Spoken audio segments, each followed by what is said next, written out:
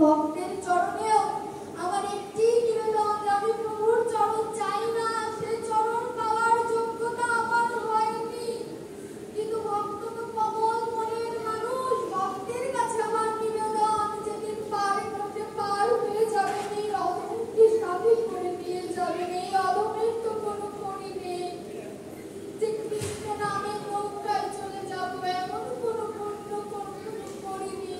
এর জন্যই হয়তো প্রভু আমাকে সবসময় শাস্তি দেয়। ভক্ত সঙ্গ যেন কখনো আমার কাছ থেকে সরে না যায়।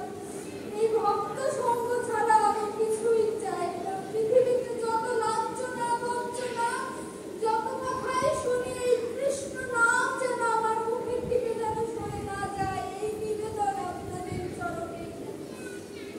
আপনাদের চরণ ধরে যেন আমি পাই, আপনাদের সংস্পর্শে যেন আমি থাকি, সর্বদা যেন আপনাদের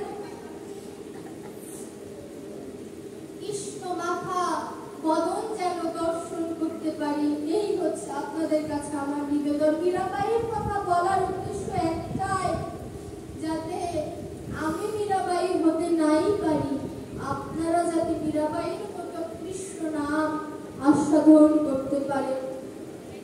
আজকে যে আপনাদের আলোচনার নিমিত্তে এই এখানে বসেছি, সেই অধ্যায়ে ঢোকার কোনো সুযোগই আমি পাইনি, কারণ আমি বসেছি 9:20 দিকে, এখন 10:30 বাজে। কি এখানে ভাগবতের আলোচনা করতে গেলে মিনিমাম 3 ঘন্টা সময় লাগে।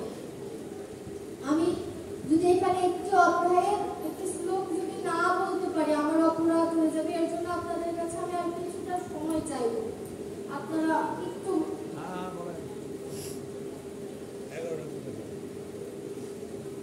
কারেন্টের কারণে ভাগবতটা অনেক দেরি হয়ে গেছে।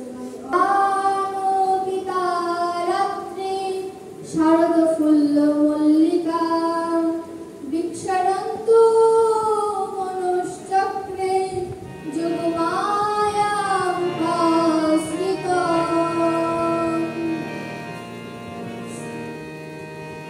যোগমায়া মুখাশ্রিত, যোগমায়াকে আশ্রিত করে এই রাসলীলা।